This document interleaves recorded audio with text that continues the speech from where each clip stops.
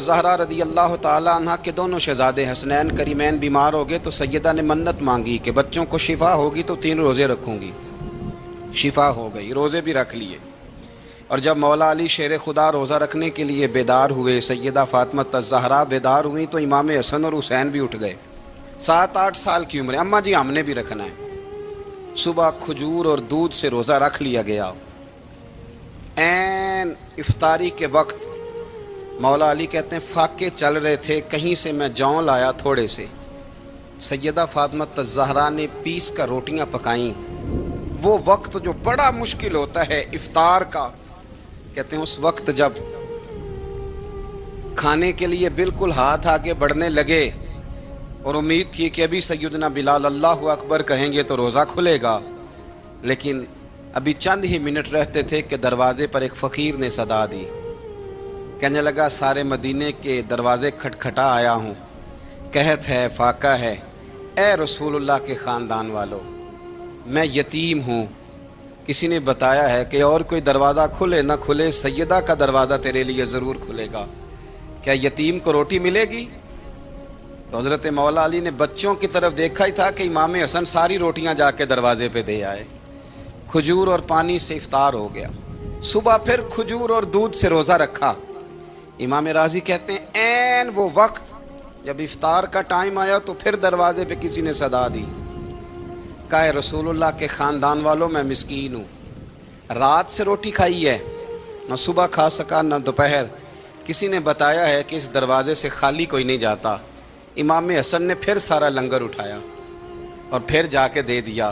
تیسرا دن پھر ہوا۔ مجھے لگتا ہے کہ جب افطار کا ٹائم آیا ہوگا نا تو یہ خود ہی سارے دروازے پہ دیکھتے ہوں گے، یہ کوئی آیا نہیں لینے والا ابھی تک، لگتا ہے کہ نظریں دروازے پہ تھیں۔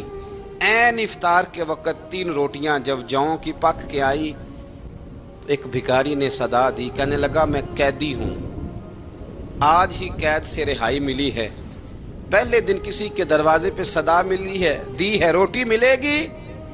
امام حسن وہ کھانا دے کے واپس لوٹے، کھجور اور پانی سے افطار ہوا، اور جیسے ہی مسجد نبوی میں تینوں باپ بیٹا نماز پڑھنے گئے تو مولا علی کہتے مجھے بتانا نہیں پڑا، رسول کریم نے میری طرف دیکھ کے فرمایا علی تیرا، فاطمہ کا، حسن اور حسین کا 3 دن والا عمل خدا کو بھی بڑا پسند آیا ہے اور محمد مصطفیٰ کو بھی بڑا پسند آیا، بڑا پسندیدہ عمل۔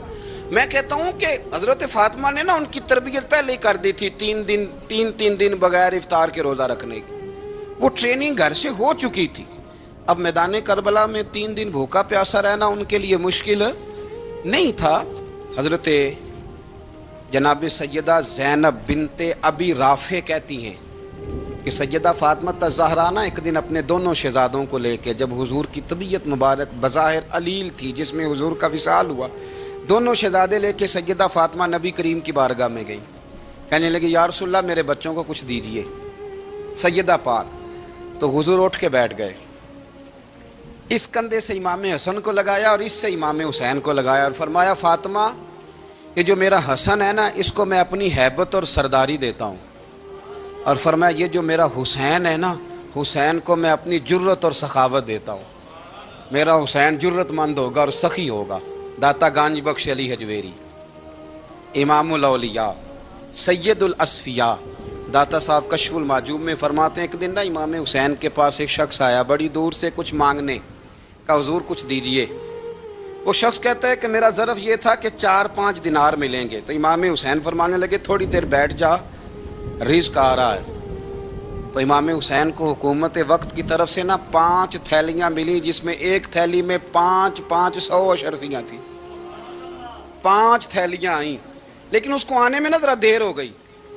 وہ 5 تھیلیاں جب آئی نا تو امام حسین اس کی طرف 5 تھیلیاں بڑھا کے نا، ذرا دیکھنا میری طرف غور سے، 5 تھیلیاں بڑھا کے نا تو فرمانے لگے میاں جتنا تجھے انتظار کرایا نا اتنی ہم تیری حاجت پوری نہیں کر سکے، تو یہ نہ محسوس کرنا کہ حسین کے دروازے پہ بیٹھا بھی رہا ہوں تو ملا کیا ہے، یہ نہ محسوس کرنا۔ وہ شخص کہتا ہے جب میں نے وہ تھیلیاں کھولی اور پھر میری نظر امام حسین پہ پڑی تو میرے اندر سے آواز آئی اگر حسین ابن علی اتنے سخی ہیں تو محمد عربی کتنے سخی ہوں۔